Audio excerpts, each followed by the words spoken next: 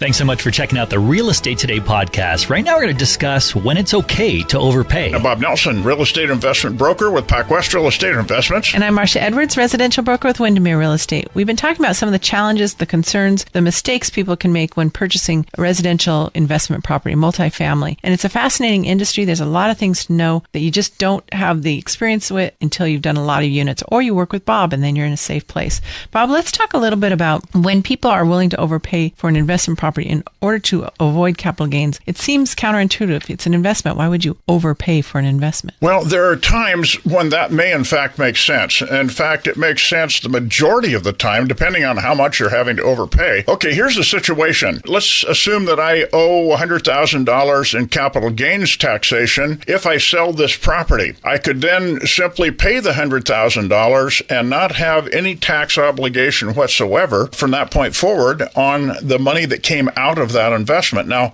as it earns something in the future, yes, I'll pay income tax on it. But let's put it this way. What would happen if I found another very desirable property, but did in fact have to overpay $100,000? When would that in fact make sense? Well, now I own the property. The government doesn't have my $100,000. I have it invested in the next property. And let's assume that that property is producing a cash flow, it's producing appreciation and value. I have a chance of having that property earn enough additional profit in the future to pay that $100,000 tax whenever I get around to paying it. Because if I use a 1031, literally I'm deferring the tax consequence until I later sell the property with no interest bearing, no penalty. I just simply have pushed the tax down the road. So now that property produces enough to pay that tax plus a bunch more. The whole thing is I now own more property producing more benefits as opposed to the $100,000 paid in taxation, which will always put me behind the eight ball by $100,000. I mean, there is logic in doing that, but would I necessarily pay $400,000 too much to save $100,000? No, I don't think so.